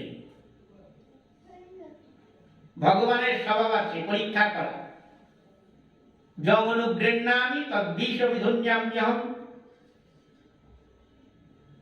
যাকে অনুগ্রহ করব তাকে ভালোভাবে ধুয়ে মুছে পরিষ্কার করে দেব। এটা কৃষ্ণের স্বভাব। মহাপ্রভুর কৃপায় আছই এক ধর্ম, রাজ্য ছাড়াইয়া করে ভিক্ষুকের কর্ম। তার দৃষ্টান্ত দাস রঘুনাথ। ওই যে দণ্ড কৃপা মহোৎসব, ভিক্ষার ঝুড়িটা নিতাইটা দিয়ে দিয়েছিলেন, তোমার বাবা যেটা জমিদার আছে সেই পয়সা দিয়ে দই চিড়া ভক্ষণ করালে হবে না, তোমার ভিক্ষা করে আনতে হবে। রাজ্য ছাড়াইয়া করায় ভিক্ষুকের কর্ম।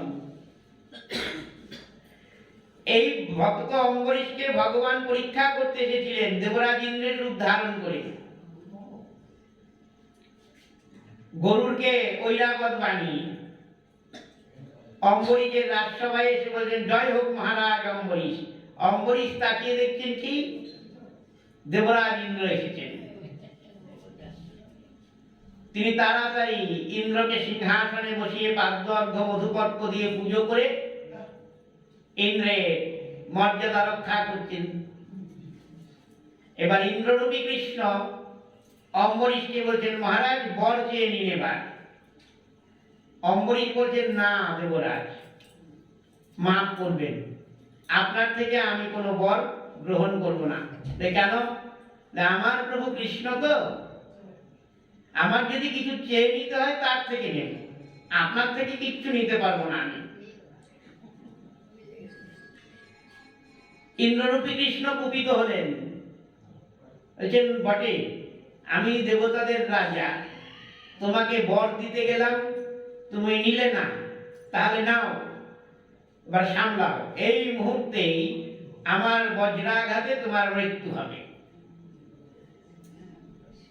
অকুত ভয় মহারাজ অম্বরীশ, মৃত্যু ভয়ে ভীত না। কৃষ্ণ ভক্তরা অকুত ভয় হয়, তাদের মৃত্যু ভয় থাকে না।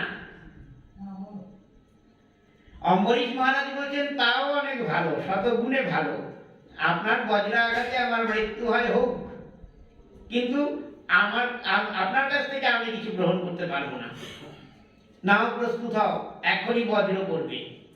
মহারাজ অম্বরীশ চিন্তা করছেন, এখনই বজ্রাঘাতে মৃত্যু হবে তো শেষবারের মতন একটু গোবিন্দ চরণে প্রণাম করিনি। অম্বরীশ মহারাজ হাত জোর করে ভগবত পাদপদ্ম চিন্তা করছে। অনেকক্ষণ হয়ে গেছে, মাথায় বজ্র করে না, তবে কিছু একটা করছে। অম্বরীশ মহারাজ চোখ খুলে তাকিয়ে দেখে কোথায় ইন্দ্র, কোথায় বজ্র। দেবতারা স্বর্গে থেকে অম্বরীশের মাথায় পুষ্প বর্ষণ করছেন। কৃষ্ণ দূরে বংশী বাদন করে অম্বরীশের দিকে তাকিয়ে মৃদু হাস্য করছেন। অম্বরীশ বলেন, প্রভু কেন পরীক্ষা করতে আসেন আপনি? জানেন তো আপনার কাছ থেকে ছাড়া আমি অন্যের কাছ থেকে কিছু গ্রহণ করব না। এই হলো নিরপেক্ষ ভক্ত। অন্যাপেক্ষা হইলে তারে ভক্তি নাহি স্ফুরে। অন্যের অপেক্ষায় থাকলে ভক্তি হবে না, ভক্তি মহারানীর কৃপা হবে না। সে কি, আমি তো চলতে ফিরতে পারি না, এই যে পাশের বাড়ি পাঠ হচ্ছে, যাবো যে, একজন লোক তো আমার প্রয়োজন।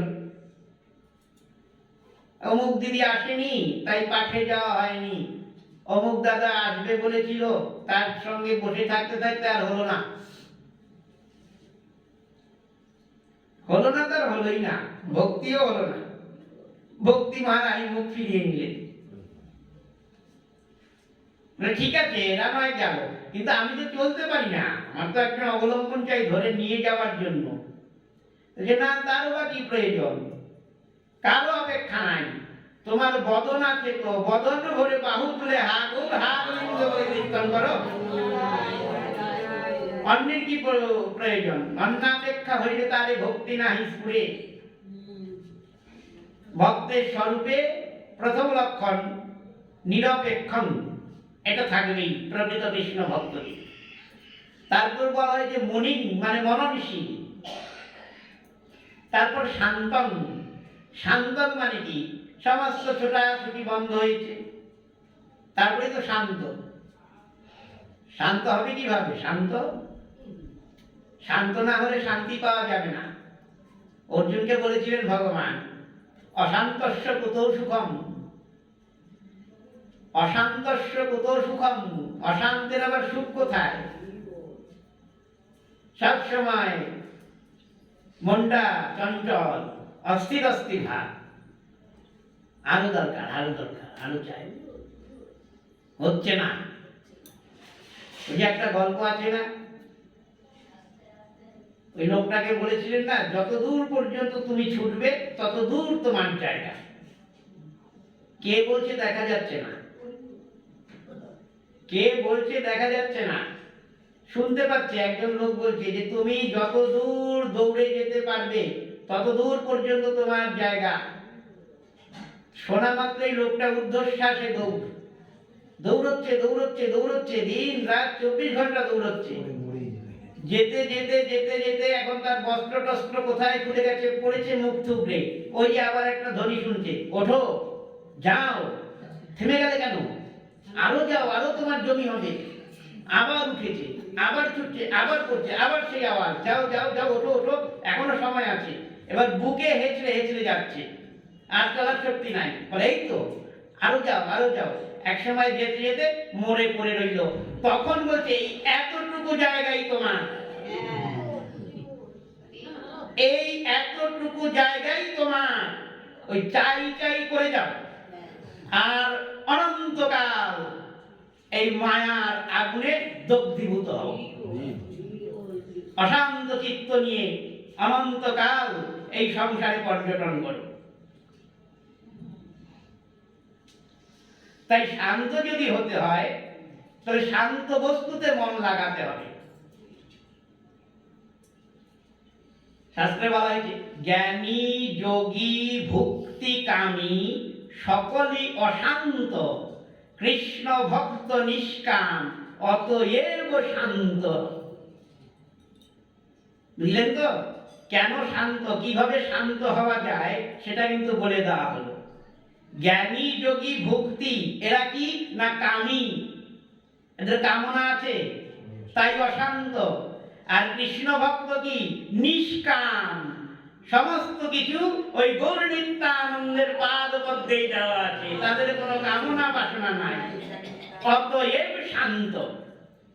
যেহেতু তাদের এই অশান্ত মনটাকে শান্ত বস্তুতে লাগাতে পেরেছেন, কিভাবে পাবেন? কাজটা কঠিন হলেও ভগবান কপিল দেব মাতা দেবহূতিকে শুনিয়ে দিয়েছেন যে মা, তোমার সমস্ত অশান্ততা, সমস্ত দুঃখ যন্ত্রণা থাকবে না, থাকবে না যদি তুমি তোমার মনটা আমার পাদ পদ্মে একবার লাগাতে পারো। সেটা কিভাবে সম্ভব বাবা? বলে কিভাবে সম্ভব মা শুনবে? মদ গুণ শ্রুতি মাত্রেণ ময়ি সর্ব গুহাশয়ে মনগতির অবিচ্ছিন্না যথা গঙ্গা সম্বোধৌ। এইভাবে পারবে। আমার যে লীলা গুণ তা তুমি শ্রবণ করো, নিত্য মনন করো, তার দ্বারাই সম্ভব হবে। এইরকম ভাবে করতে করতে তোমার মনের যে প্রবাহ সেটা একদিন আমার পাদপদ্ম এমন ভাবে স্পৃষ্ট হবে যথা গঙ্গা সম্বুধৌ। গঙ্গা যেমন ছুটে গিয়ে সাগরে মিশেছে, তার আর সাগর থেকে চ্যুত হওয়ার কোনো লক্ষণ নাই, সে চলেছে তো চলেছেই। ঠিক তোমার মনোরূপী গঙ্গা যেদিন আমার পাদপদ্মরূপ সাগরে পৃষ্ঠ হয়ে যাবে, সেই দিন আর তোমার আর কোনো দুঃখ নাই সংসারে। সেই দিন তুমি সর্ববিধ শান্ত, সব দিক থেকে শান্ত। কারণ জীবের মন, আমাদের মন আসলে শান্ত। মনের স্বরূপ সে কিন্তু শান্ত, মন কিন্তু কখনো অশান্ত না। এই শান্ত মনটা কেন অশান্ত হলো? কি ভালো লাগছে শুনতে? এই শান্ত মনটা অশান্ত হলো কেন? মন শান্ত ঠিকই, কিন্তু মনের কোনো আকৃতি নাই। মনকে আপনি যেই পাত্রে দেবেন সেই পাত্রের আকৃতি পরিগ্রহ করবে। মনকে জলের সঙ্গে, জলের যে ধর্ম তার তুলনা করা হয়েছে। জলকে যেমন জল শান্ত, তাকে যেই পাত্রে রাখবেন সেই পাত্রের আকারই নেবে। গ্লাসে রাখবেন গ্লাস, বাটিতে রাখবেন বাটি, হাঁড়িতে রাখবেন হাঁড়ি। জলের নিজস্ব কোনো আকৃতি যেমন নাই, মনেরও তাই। মনেরও নিজস্ব কোনো আকৃতি নাই। যখন যেই পাত্রে রাখবেন সেই পাত্রের আকৃতি ধারণ করবে মন। এই জল যেমন শান্ত এবং নিজের আকৃতি নাই, যেই বস্তুতে রাখবেন সেই বস্তুর ধর্মই গ্রহণ করবে, ঠিক এই শান্ত জলও কিন্তু অশান্ত হয় যখন আগুনে বসিয়ে দেওয়া হয়। টকবক টকবক করে ফুটতে থাকে, তখন জল অশান্ত, তাই না? শান্ত জল অশান্ত হয়ে গেছে। মন দীপ কলিকাবৎ, দ্বীপের যে শিখা, দ্বীপের শিখা শান্ত, মন তদ্রূপ শান্ত। এই দ্বীপের শিখা অশান্ত হয় কখন? যখন বায়ু বাতাস এসে আন্দোলিত করে থাকে, তখন এই দ্বীপের শিখা চঞ্চল হয়ে ওঠে।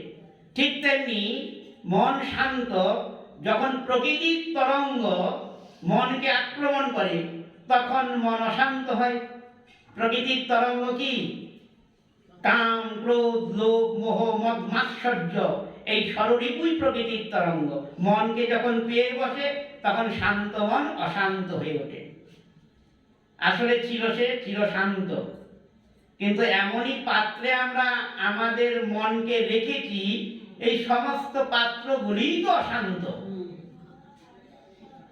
এই যে স্ত্রী পুত্র বিষয় বৈভব সব অশান্ত, আজ আছে কাল নাই। তো চিন্তা করে দেখুন তো, আমাদের মনটা গৌর গোবিন্দে কতটুক আছে, আর এই অশান্ত জগতে, নশ্বর জগতে স্ত্রী পুত্র বন্ধু বান্ধবে কতটা আছে। যেহেতু এই অশান্ত বস্তুতে মন আছে, তাই মন শান্ত হয়ে অশান্ত হয়েছে। এখন মনকে শান্ত বস্তুতে লাগিয়ে দিতে হবে। সেই শান্ত বস্তুই হলো গৌর গোবিন্দ পাদপদ্ম। সেখানে যদি মন লাগে, মন চির শান্ত হয়ে যাবে, আর অশান্ত নাই। তাই এই জন্য জ্ঞানী যোগী ভক্তি এরা কামী সকলই অশান্ত, কৃষ্ণ ভক্ত নিষ্কাম অতএব শান্ত। নিরপেক্ষং মুনি শান্তং, এবার হলো নির্বৈরং, যার কোনো শত্রু নাই, ভক্তের শত্রু নাই। ভক্তের কোনো শত্রু নাই এই জগতে, কারণ ভক্ত কাউকে শত্রু বলে মনে করে না। অতএব কেউ ভক্তকে শত্রু ভাবে না। তাই ভক্ত নির্বৈর, বনের পশুরা পর্যন্ত, হিংস্র যে সাপদগণ আছে এরা পর্যন্ত ভক্তকে আদর করে, সেই দৃষ্টান্ত দেখা যায়।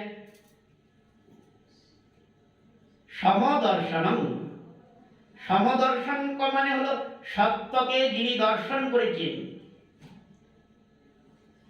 মহাপ্রভু সহজ করেছেন, সমদর্শনের অর্থ করেছেন ব্রাহ্মণ চণ্ডাল কুকুরান্ত করি দণ্ডবৎ করিবে অতিমান্য করি। এগুলো সমদর্শন। সমস্ত স্থাবর জঙ্গমাত্মক সমস্ত জীব হৃদয়ে আমার প্রভু কৃষ্ণ বসে আছেন। হ্যাঁ, আমরা মন্দিরে প্রবেশ করতে না পারলেও কি হবে, মন্দিরের চূড়া দেখে প্রণাম করি না? কেন করি না? তার মধ্যে ভগবানের বিগ্রহ অধিষ্ঠিত আছে, ওই জন্য চূড়া দর্শন করে প্রণাম করি।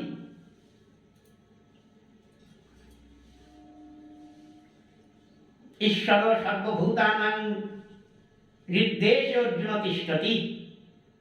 ভগবান শুনিয়ে দিলেন যে একজন ঈশ্বর আছেন সমস্ত জীব হৃদয়ে। এই ঈশ্বরটি কি না ভগবানেরই অংশ, পরমাত্মা, অন্তর্যামী বেত্তার স্বরূপে সমস্ত জীব হৃদয়ে বসে আছে কৃষ্ণ। তাই মনুষ্য দেহ শ্রেষ্ঠ, বেষ্টার্কি বা পশু দেহ নিকৃষ্ট, এই ভাব তো ভক্তের মধ্যে থাকে না।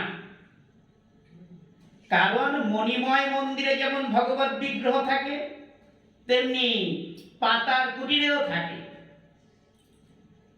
ওই মণিময় বিগ্রহ, প্রস্তর খচিত বিগ্রহ, মণিময় মন্দিরে, প্রস্তরময় মন্দিরে যে অবস্থান করছেন সেটা যেমন মন্দির, ঠিক পর্ণ কুটিরে ভগবত বিগ্রহ স্থাপিত, সেটা একই মন্দির, একই জ্ঞানে প্রণাম করতে হবে। ঠিক তেমনি আমি মনুষ্য দেহ উৎকৃষ্ট দেহ ও পশু দেহ নিকৃষ্ট দেহ, সেই জ্ঞান ভক্তের থাকে না। ভক্ত শুধু একটাই জিনিস দেখে, সমস্ত দেহেতে গোবিন্দ বিরাজ করছেন। তাই ব্রাহ্মণ চণ্ডাল কুকুরান্ত করি দণ্ডবৎ করিবে অতিমান্য করি।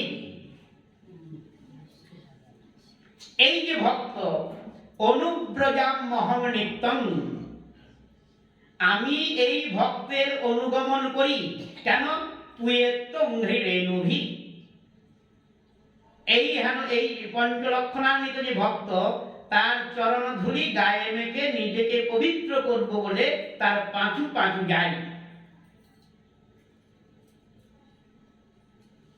এবার ভগবানের ভক্তি রস আস্বাদন করতে বাসনা হয়েছে, তাই ভক্তের চরণ ধূলি ছাড়া তো ভক্তি হবে না।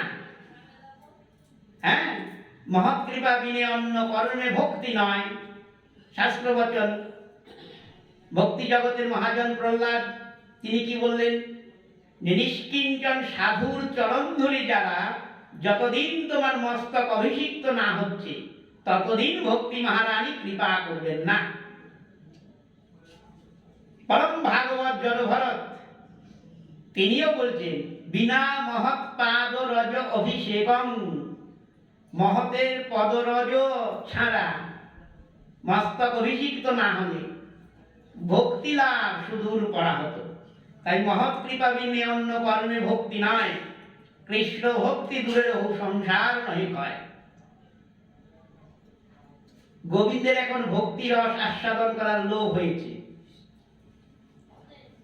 তাই উদ্ধবজিকে বলছেন পুয়েত্ত অঙ্ঘ্রি রেণুভি, ভক্তের চরণ ধরি তিনি গায়ে মেখে ভক্তি রস আস্বাদন করবেন।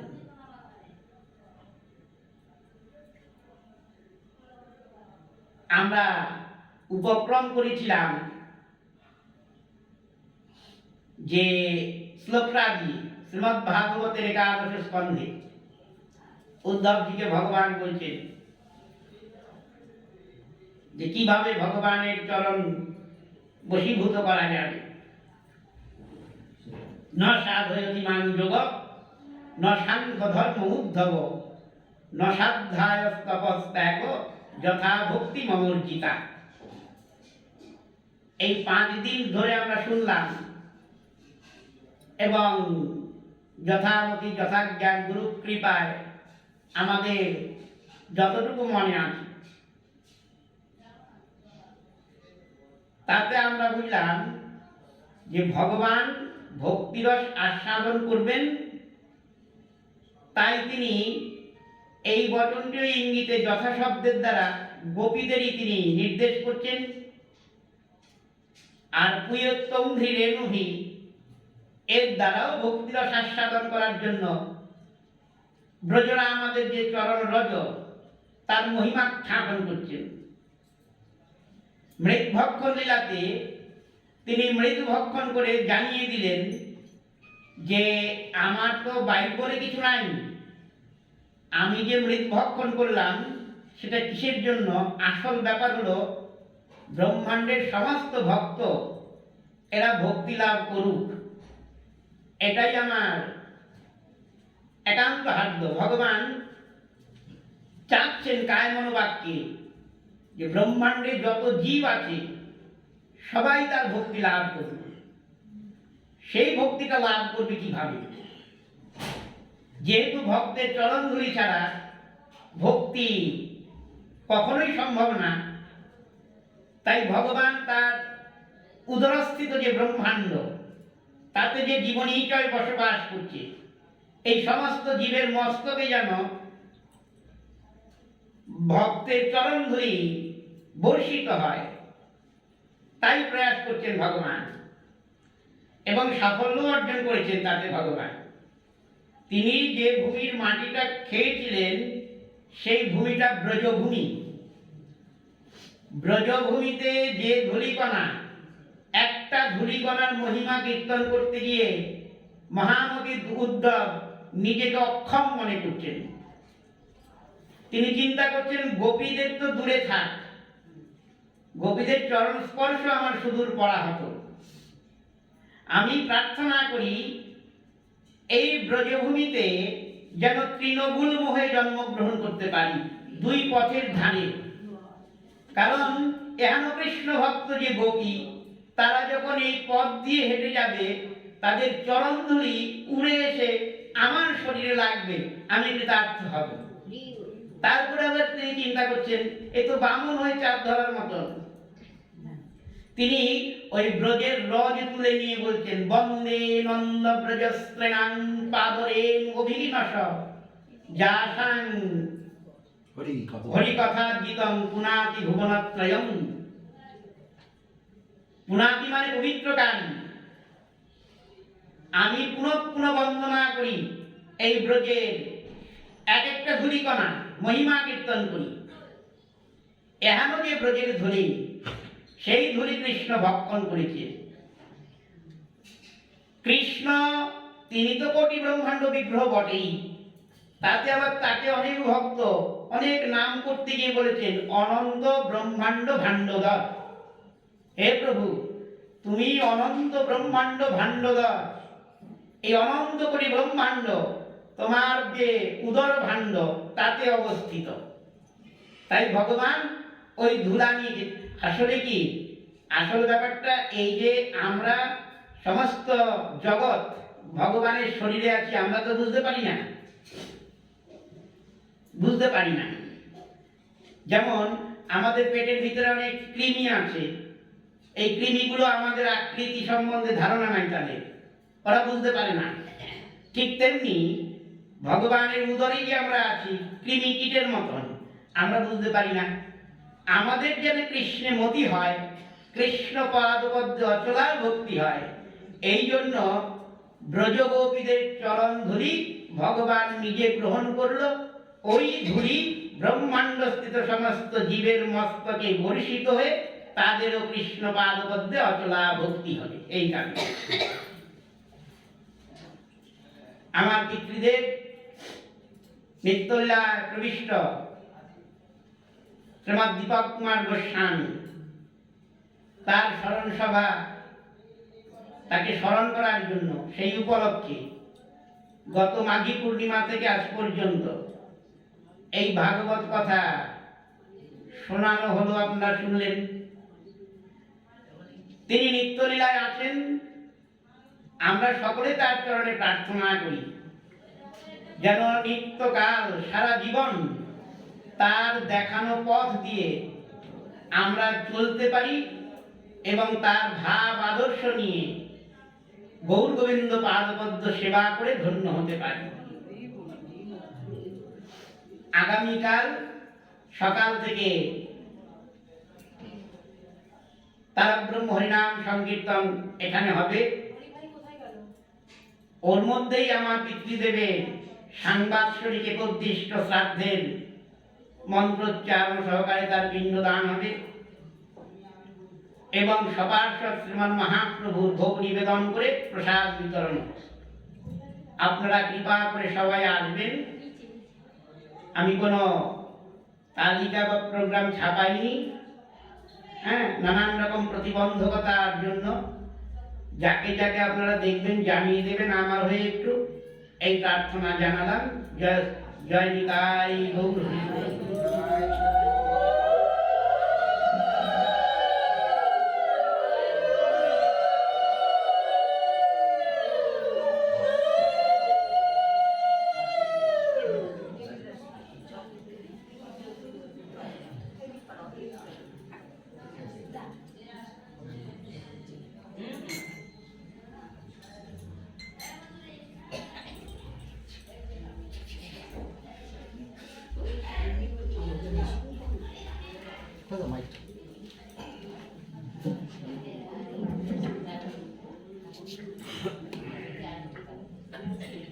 ওইটা কই এটা